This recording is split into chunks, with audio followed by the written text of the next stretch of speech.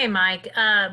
With the turnovers on Saturday, hadn't really been something that Spencer had dealt with for a while.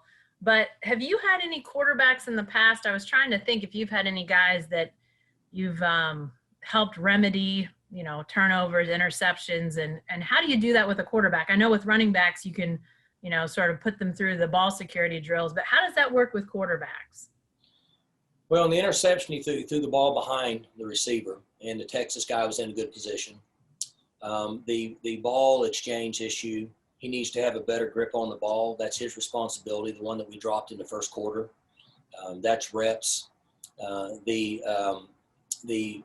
strip right before halftime, he was in the pocket for almost 5 seconds, and the guy came from behind. Little better feel for the game. Nobody's open. Pull it down. Take off and run. And then LD got hit hard. He got spun around. The guy drilled him. Made really good contact on the ball. And then we had another one. I can't remember which one it was. But either way, that's kind of an explanation of what happened. It was almost like a perfect storm. So we had some issues to correct with Spencer last year, but they weren't. What happened Saturday was not what we dealt with him last year. Just had a little bit of the perfect storm, so hopefully we can get some of that corrected before the next game. Is that something that is a physical? Can you physically fix things, or does that have to be mentally fixed, or maybe it's a combination of both? How do you sort of address that? Well, as I said, the one time he got the ball stripped, the other time he needs to do a better job with balls. The first one was something that can be corrected. Okay. When he threw the ball behind the receiver a little bit, and the kid from Texas was there and intercepted it. I mean, he picked a bad time to throw the ball behind him with that type of coverage. So I'm not as concerned about it as what I was after the game, just based on seeing what transpired. Do you, last question on this, with Spencer specifically, do you have to sort of walk a fine line? You want him to obviously be, confident, aggressive in some ways, but not sort of, you don't want to temper that too much. How do you sort of walk that walk with your quarterback? Yeah, let him go, let him play. He's aggressive. He'll make some mistakes. He's only played in 9 games, I think, in his career. He's still young, and he'll make some mistakes. But we don't want to put a leash on him. We need to let him go. He makes a lot of plays, and so we don't want to tone him down. We want to let him rip and play football. Thanks, Mike. Our next question comes from Bill Haston from the Tulsa World. Go ahead, Bill. Mike, you were involved in some pretty famous quarterback performance-based decisions. Ronnie Williams, obviously, Bobby Reed, Zach Robinson in 2007, Clint Shelf, and JW in 2013. So with what you just said about Sanders, it sounds like a real strong vote of confidence in that there's no performance-based decision making going on right now. You're going to run with this guy. Sure.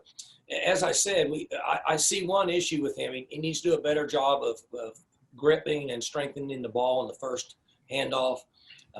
What happened to him where he got stripped in the pocket before halftime, that happens to quarterbacks every Saturday and Sunday. That's an experience gig that he needs to figure out. His biological clock needs to work a little quicker. Then he threw a bad ball, and as I said, he picked a bad time to throw a bad ball. The Texas corner was right on his hip. So I guess my explanation would be anything that, people on the outside that haven't studied the tape would see. There's not a concern. We got to let him rip and let him keep playing football, let him gain a little more experience every game. You said after reviewing the video, you kind of felt differently about it. And in those turnovers, typically, I think 3 of them, the field position switch was just dramatic, right? Texas had a short field. So did the review even strengthen your appreciation for how your defense played? It did. It really did. Again, we can't take away plays, and we can't take away Texas's ability to force those turnovers, okay? The strip on Spencer was what they coach and teach with their D linemen, just like we do. The interception, the corner was in good position. He picked a bad time to throw it. And on LD's fumble, LD got spun around, and the kid put his helmet right on the football and blew him up. So Texas gets as much credit as we get the takeaway credit. But after I watched the video, I mean, I was just, it's hard for me as a coach. And I've said this for 16 years as a head coach. You beat me. I'm good. It's football. It's life. It's the way it is. And I'm not taking anything away from Texas. All I'm saying is that I would wish that a little bit of that perfect storm would have went the other way, and it certainly would have helped our team, but that's football. That's just the way it goes. Thank you. Our next question comes from Dean Rule from the O'Colly. Go ahead, Dean. Hey, Mike, I was just wondering with, kind of with all the turnovers, just how did the game plan have to adjust throughout the game? Okay, I heard the turnovers, and then I didn't hear the last part. Just how were the adjustments? Did you just try to simplify everything with all the turnovers going on, or how did the game plan kind of adapt throughout the game? Well, it didn't change. It stayed the same. We have to attack them a certain way. So after watching the tape and seeing how some of the turnovers happened, gives me a different opinion on it, but we didn't let it affect us during the game. Thank you. Our next question comes from Robert Allen from Triple Play Sports. Go ahead, Robert. Yeah, I'm going to go a different direction. You've got Kansas State, Mike, this week, a team that is usually exceptional in the special teams area. When you look back on the kickoff return Texas had, I mean, when I watched it back, it looked like really one guy got out of his lane and used poor technique. Then I guess the punt block, that's so tough. You ask a kid to go back there and he wants to make the play so bad. But that was a true block call, right? It wasn't something he saw, he thought he could take advantage of. We had two things happen. We had two guys out of place on kick return, and then we had 1.5 missed tackles. You can look at that both ways. You can say we missed a tackle, or you can say they had a good athlete that made us miss. And in special teams, it can go either way. And then on the block call, what happened with Kanayan is he got tripped up and got pushed to the ground, and then he fell on the foot of the punter with his helmet and his shoulder. And but he had his hand extended, and so they called a personal foul, 15-yarder. And still to this day, I don't know what's a 5 and a 15-yarder, but that's what happened on those plays. Does that put an emphasis? I mean, you emphasize special teams, I know, every week, but with K-State especially, because they seem to have a knack for it, does that put an emphasis on that this week for sure? Every week, Robert. Yeah. We only have so much time and so many reps, and we have to believe in our systems, and we have to execute it. And like I said, when we went up by 11 and then turned right around and gave them the 7 points on the kickoff return, we had 1.5 guys that had a chance to make a play, and we had 2 guys out of position. The area to correct on that is the 2 guys out of position. They're the ones that needed to fix the problem. Then we would have had 3.5 guys there in front of him like they should have been. And so the scheme was fine. We've got to get that corrected with the players, which we did last night. And then on the punt block situation, I mean, he kind of got pushed down. He got pushed on the ground. I can't blame the young man for it. He's given effort. It was a bad situation. He just got into an area, and then they decided to make it a personal foul. Yeah, one last thing. I don't want to hog this, but there wasn't much discussion of this after the game on Saturday because it was a loss. But you've seen a lot of great wide receivers. Like Bill said, you've been involved with a lot, including one you threw to. Where is Tylan Wallace starting to stack up? Because his ball skills I can't remember anybody with those kind of ball skills. Speaking of that, that's a great thing about Zoom. I think Hastings is actually vacuuming his house right now. He's back now. You were cleaning or vacuuming, or you were emptying the trash, Bill. But either way, Wallace had a good, he had a good game. He's a special player, and his attitude's great. His work ethic's been great. His competitive nature's been great, and we just enjoy the games that we have with him left before he moves on to the NFL. Thanks. Our next question comes from Garen Emig from the Tulsa World. Go ahead, Garen. Yeah, Bill vacuums my house as well, Mike. So you should got to do what a guy's got to do during the pandemic to make a few bucks, man. You should get in on that. He's charges. Let me tell you something. When I was being raised as a kid, my responsibility was vacuuming and cleaning the bathrooms. And I am a vacuum in full, and I am a bathroom cleaning full. And Holder tries to save money. So I clean my own office and I clean my own bathroom that's in my office. I can see Go that. ahead, let's talk about good stuff. Yeah, I can see that. Back to Spencer for just a second. He has said, and as have you, that he's a perfectionist, wants everything to be right on every snap. And you could see how much Saturday night wore on him in his post-game chat with us. Does that work? Can being a perfectionist work against a kid at a time like this, Mike? Or do you like that attitude and it's just more challenging to coach a kid that wants it right all the time like he does? Both ways. My history in dealing with quarterbacks, it can work both ways. Spencer gets a little better every game. His composure in this game was good. He's highly competitive, as you know. He plays aggressive. We want him to play aggressive. He takes the game too seriously at times. He's getting better in that area. The emotions that you see in post-game, I think you were referencing, is the emotions that we want. We want that from the team, and we want that from every player that puts time in during the week. See, we work from Sunday night to Friday, and then we get results on Saturday, and then we got to start over each week. We do that 13, 14 times a year, this year 10. And you're happy or you're sad. That's what we do each week. And so Tim Rattay, I think, is a really good counselor for him. Spencer knows that I'm here. He knows how I feel about it. But he's going to be closer to his position coach. And I think that Tim has done a really good job in understanding his personality, because we're all different, in dealing with him and helping keeping his emotions in check. Our next question is Aaron, that's the first time you've gotten off the virus now in 3 months. You've been a virus guy for 3 months that you went to football now. No comment? all right. Let's go ahead and move on to Scott Wright from the Oklahoman. Go ahead, Scott. And Mike, was this game a learning experience for Casey Dunn as a play caller? I thought Casey's calls were excellent. The outside public would question the last call where he got stripped and the other team got it and kicked a field goal with us being in field goal position. I know that's when I got home Saturday night. I got home a little after 1 a.m. and my youngest son was there and awake, and he was willing to question me on the same call based on we had a field goal and then we turned around and gave them a field goal. So we want to be aggressive, Scott. Sometimes it works against us, but we tell our football team that we want to be aggressive, we want to play to win, and we want to compete.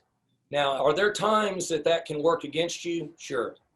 But I don't want to restrain our players from thinking we're trying to score.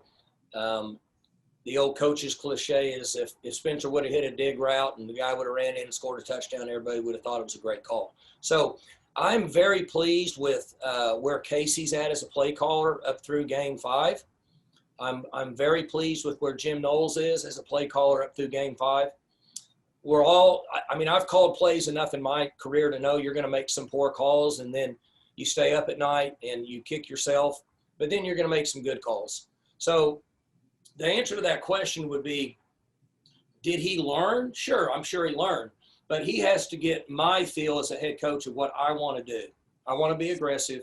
I want to play to win. Sometimes it may work against us, but a lot of times in the last 16 years, it's worked for us. Just in general, you think he is he's kind of coming into his own as a play caller, being he's only 5 games in? He's doing really well. And Casey is a kind of a low-key, laid-back guy. Might drink a whiskey on the rocks, might smoke a big cigar, but he is a hard worker. He's very dedicated. He's a self-made person throughout his career, and he takes a lot of pride in it. And he was more than ready for this job. In me watching him from whenever we made that decision, January, I don't know what month it was, until now, I have been very impressed with him as a play caller, a coordinator, and a leader up to this point.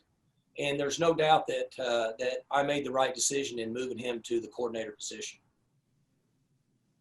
Thanks, Mike. Our next question is going to come from Jared Alatorre from the Ocali. Go ahead, Jared. Coach, good morning. There was a time whenever, thank you. There's a time whenever the special teams on your return game was a little more consistent. Parrish Cox, Des Bryant going back to the 2010s, even late 2000s. What do you kind of think needs to happen to get to that consistency again, hopefully?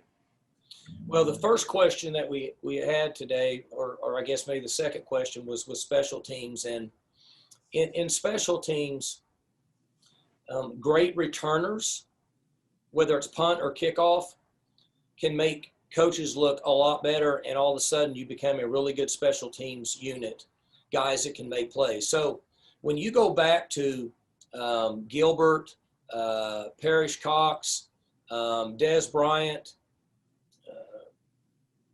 I can't remember who the other guys were, but you're talking about NFL players. And when you have an NFL player that's returning kicks and punts, you all of a sudden become a better coach. Now, I'm not taking away from special teams and the schemes involved, as Robert alluded to earlier. When we play Kansas State, we have to pay close attention to what's going on because they're good. They've been good at it for years. They kept the same philosophy and structure and design with the coaching change. In my opinion, from an outsider looking in, it's the same. So in most cases, special teams fall over a period of a season based on where you're at with your ability to have a returner in the game that could potentially be athletic enough to play in the NFL. Thank you. Our next question comes from Jenny Carlson from the Oklahoman. Go ahead, Jenny. Hey, Mike. I was reflecting on some stuff that when you had that pep rally at the Union back in whenever that was, pre-pandemic, so I don't even remember when it was, but guys like Chuba saying they wanted to chase a national championship, and obviously that you have to get that Big 12 title first. Do you sense that your guys, after the loss on Saturday, have to think in terms of maybe not saying that those goals are gone, but do they have to readjust thinking at all, or how do you talk to them about that?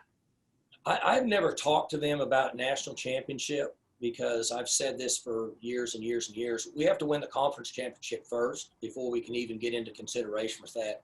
The percentages are, if you just look at what's happened X number of years that we've had this, if you don't win the conference championship, it's extremely difficult to get in anyway.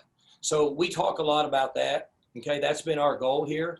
But then we don't talk beyond the very next day once we get into the season. So I won't ever mention a Big 12 championship or playoffs or whatever, because young people in my history, the 31 years or however long I've been coaching and dealing with these guys, it's hard for them to understand a big picture and then focus and have a good day.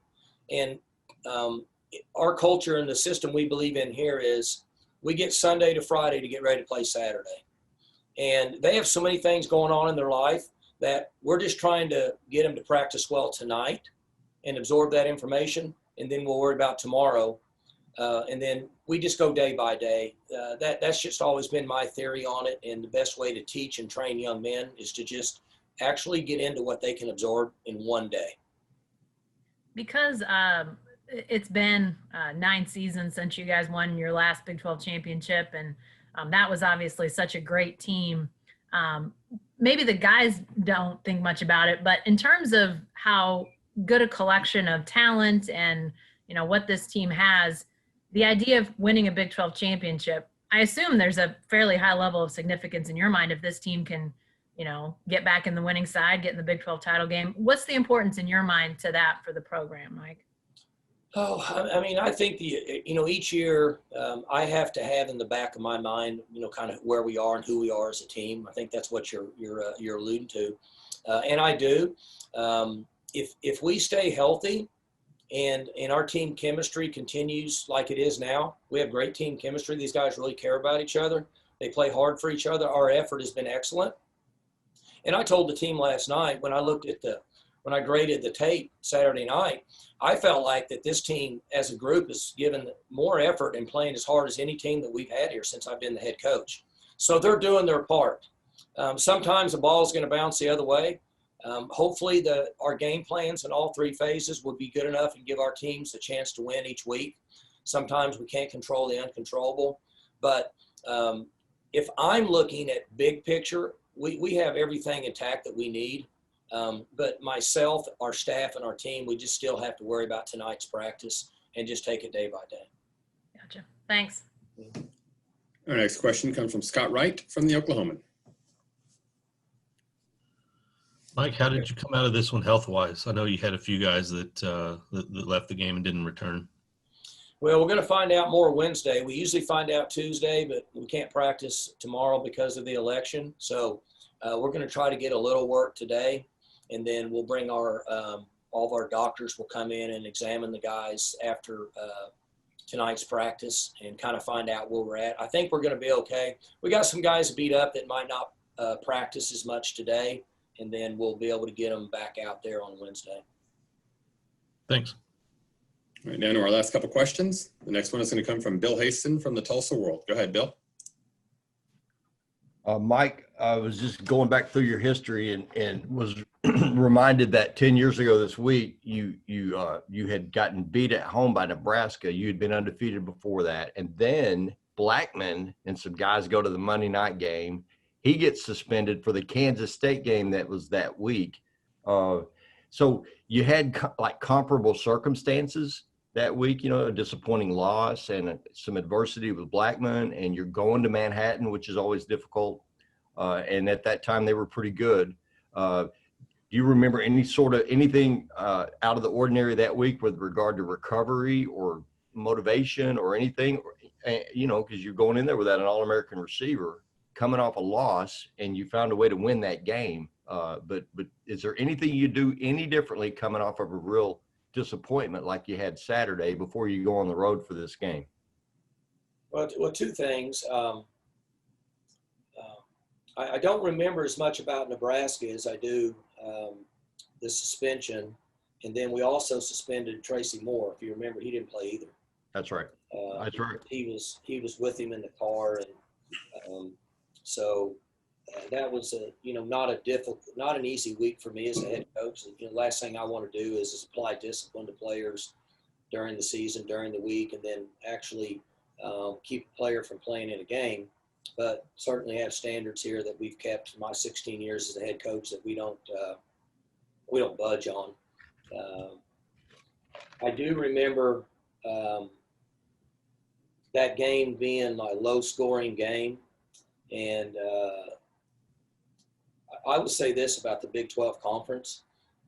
I don't think there's much different than in a lot of teams in this league this year. I think that just about any team that plays week to week up to this point, and now that could change somewhat based on how teams improve over the next 2 to 3 weeks. But based on the teams, the majority of the teams in this league, everybody's about the same. And you're dealing with you're dealing with the virus. You're dealing with, depending on who's dealing with injuries each week. I don't get into all this, but you're going to see a lot of these games where your spreads are going to be just very minimal. Right. And that's based on the parity that's in this league this year. And with the exception of Texas, most of the teams that are playing in the league this year are playing with quarterbacks that don't have a lot of experience. That's the other factor that doesn't get talked about. It's like Spencer. Spencer's only played in about 9 games now. So we're hoping that he'll be considerably better at this time next year based on his experience. You saw the difference in Ellinger in this game in the fourth quarter and overtime than you did when we played him down there, whatever years ago that was. A different player based on experience. 39 starts now for him. Yeah, I mean, it's just there's no substitute for that. Do you remember who played really surprisingly really super well at K-State that year? In that game you're talking about? Yeah. I can't even, I'm not even sure the last time I had a bowel movement. I can't Good go. Lord, Mike. Who did? Bo Bowling. Oh, that's exactly right. Yeah. Yeah, he had a big game that day. Yeah. No, I'm with you. My mind goes a lot of different directions this time of the year, and remembering that. All right, thank you. All right. I think Johnny Too much information for Jenny. And, you know, I heard you say earlier, Jenny, that you can't remember certain things too. So see, you're getting up there in age. Once you start going from your office back to the bedroom, then you start to think, why did in the hell am I back here? Now you know that you're getting up there. That happened a long time ago, Mike. I have a memory issue that goes well before my age, but thanks for noticing. That makes me feel better. If you're in staff meetings with Trammell, that probably is what caused that. He's not even here to defend himself. Well, I know. That's why I said it. Oh, well, that's smart of you. Yeah. All right. I think Johnny Thomas, by the way, had a pick 6 in that game also, if I recall correctly. Did he? Is that right? Yeah. I'm not All right, sure. Those games, they all kind of run together with me. I got a great text message, Bill, from Brandon Shepard. This will be pretty interesting. And then I got to go because I'm sure somebody else. I got to do something. There's an interesting name. Yeah.